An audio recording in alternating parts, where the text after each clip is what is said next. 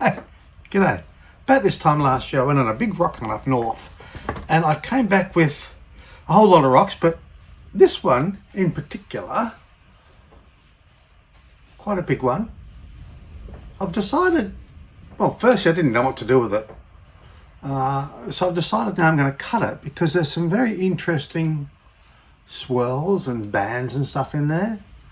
So I'm going to cut it along with a whole lot of other ones. I'll show you which ones they are. Thanks for tuning into my YouTube channel. I make videos on all things rock related, from collecting to cutting and polishing, along with helpful hints. If you enjoy my videos, please consider subscribing as well as liking, sharing and commenting to help me build my channel. Thank you. So with this one, I'm not sure exactly what it is. It sort of has chrysocolla look to it in places, but there's browns and there's light creamy colors all the way through it. So the idea is just to cut that up, and I doubt we're gonna have any better idea of what it is, but it'll look pretty, I'm sure. Some of these other rocks just been hanging around for a while, so I thought, hey, I'll cut them up. This one here I think is magnesite. Could have some interesting stuff. There's another piece of magnesite as well, should that one fail. Gonna cut him up. When I say cut up, I'm just gonna give him a quick cut. If they look exciting, I might cut a few more slabs. But the idea is just to have a look, because it's good fun cutting rocks. I don't know about you, but I enjoy it. I hope you enjoy watching them.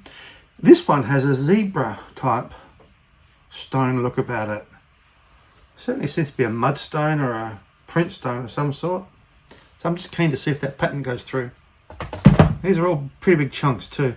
This one here I've had kicking around for a long time, trying to decide what to do with it, but somewhere around here are some very interesting things. Well, I thought there was. There's patterns there, lines and stuff. That, I reckon, will get good as we cut him up.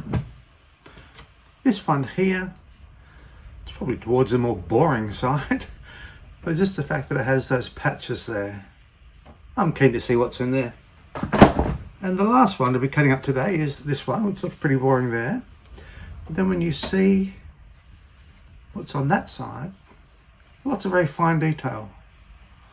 So, I'm going to fire up the saw. Be a few hours cutting these, I expect, and then I'll show you what I discover. Thanks. Okay, let's start with this biggest rock of all, the green one. I expect it's chrysocolla. It's actually very soft. Not that soft, that's been sped up.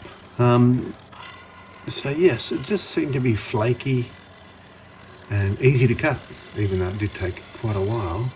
But you can see on the top here, this is typical of what happened. It tended to sort of split and fracture. And this is what we ended up with. I'll start with probably the most boring ones first. There was some real surprises in these. Not this one though. Just seemed to be that brown and mustard colour all the way through. Yeah, it's interesting, that's for sure. But yeah, I was hoping for something a bit better. Well, maybe I wasn't. Maybe that's what I expected. Yeah, so basically just that all the way through. Better than nothing.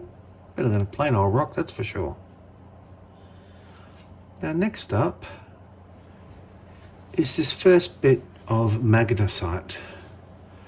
It's weird how it's lighter on the inside than it was on the outside, but still, that's pretty nice, interesting patterns. Happy enough with that. But I was even more happy with the larger piece of magnesite. So this got cut up into quite a few pieces. This is the boring end, I guess. What you want in magnesite is a serpentine pattern, so snake-like. You can see it starting to appear there. Little bits here, but it gets better as it goes on. There you can see it. So by serpentine I mean like it looks sort of like a snake, or the track a snake would take. That's it there, that's perfect, that's what we're looking for. So as we go down, it's getting better. You can see that left hand side there, that's what we're after. Cutting through even further, it's going right throughout the rock. So this I'm very happy with. It's beautiful. It's a very pale lime green. It's got a lime green tint to it. And that's probably the best of all. Beautiful.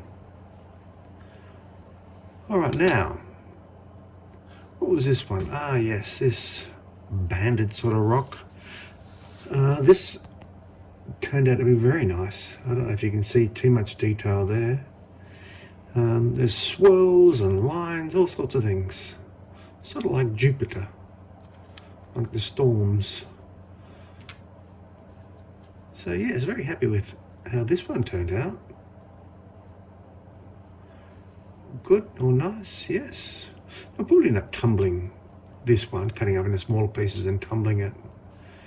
But some of the other rocks I'm not too sure, especially the last one I show here. It's just so spectacular as it cut. Not this one. Well, this was this is what was left of the green one. It just fell apart. It looks great, but you can see those fracture lines in there. It looks great here. It's very soft. Probably wouldn't take a polish. So this is another piece that sort of flaked off. Another piece here. I'm really not sure what I'm going to do with these pieces. I might just chuck them around the rock garden. I think they'll look nice. But this is typical. This is only about half of what I ended up with. Just lots of pieces. It was slabbing okay, and then all of a sudden, bang, it would just break. So yeah, a bit disappointing, I guess, but still, they are pretty. Yeah, nice colours.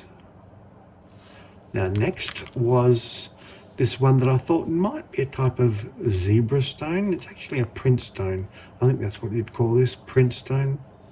But yeah, that pattern, like the magnesite, seemed to get better the further I went in.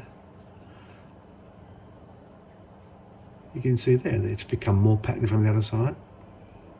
It's beautiful stuff. A bit hard to get a good polish on, but every now and then you can sort of achieve it. I guess it depends on the density of the rock. I'm hoping this will be dense enough to take a good polish.